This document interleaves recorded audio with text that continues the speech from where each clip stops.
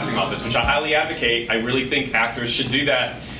Every casting office needs bodies to help because, you know, it's not easy work.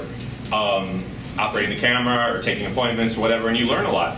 So I think the takeaway for him, I asked him this morning, was two things. Number one is, even the famous people, say this all the time, even the famous people mess up, don't have it together, fall on their faces, don't do the best reads. It just is what it is. So that's the first thing. So even when you crash and burn, famous people are crashing and burning.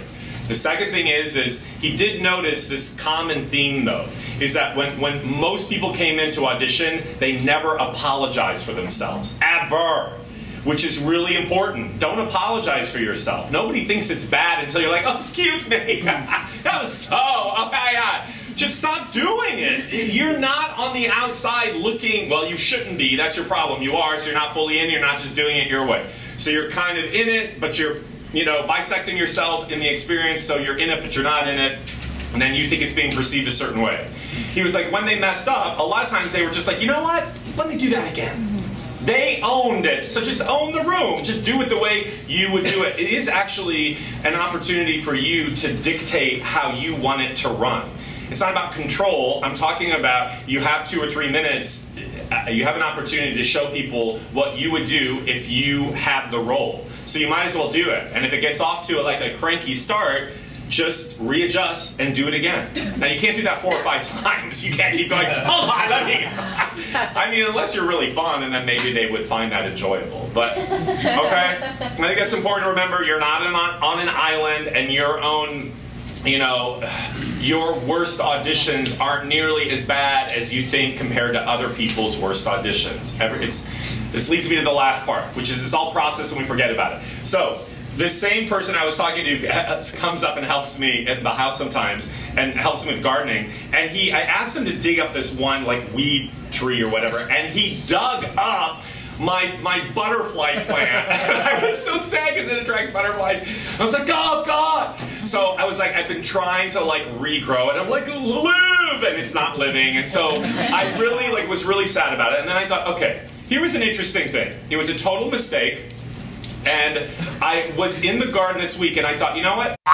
I'm just going to use this in terms of the creation-destruction principle. So a mistake actually led to a new aha. First of all, that part of the garden was not working. I just pretended that it was. So it's true, it's like a shit show over on that side. But I was like, oh, it'll work, it will grow. And no, it wasn't working. So actually the accident was a happy accident because I got in and I was thinking, well, I can't do this. I put all this money and time into this thing. And then I was like, screw it. So I got in there and I basically tore everything up based on something that happened that I didn't want to have happen. You see the physics of it.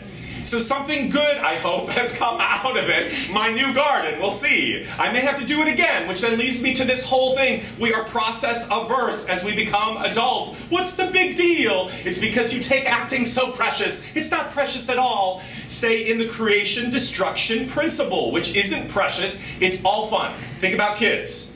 Kids create something, they build this thing, and then what happens? They demolish it. Not just boys, girls do it as well. My niece is like a holy terror. She is like a Tasmanian devil. She creates things and then destroys it.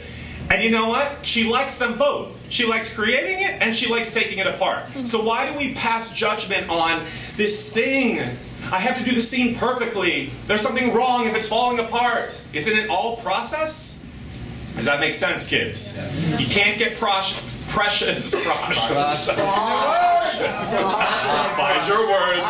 You can't get precious about this thing called acting. That's what's making you risk averse. So let's try to get more into the creative destructive principle. One last anecdote that I think is funny. At my birthday party, although I had some libations, so this doesn't quite count, but my good friend, my DP, who's amazing, created this amazing structural piece. I don't know what he was doing at the party, he and his girlfriend, out of Jenga pieces, right? And I went over and I was completely oblivious that it was made of Jenga. And I was like, hi you guys, what are you doing? And the whole thing crashed and fell apart. And everybody screamed no, but then we all laughed about it and then they rebuilt the Jenga. Again, don't get so worked up about, it's not working. Maybe it's working in ways that you can't see is working. Get what I'm saying? All right. Hey, I'm Shailene Woodley. Hi, I'm Ruby Rose. Hey, I'm Sean Brown. Hi, I'm Brianne Howie. Hey, how's it going? You always learn from your worst audition story.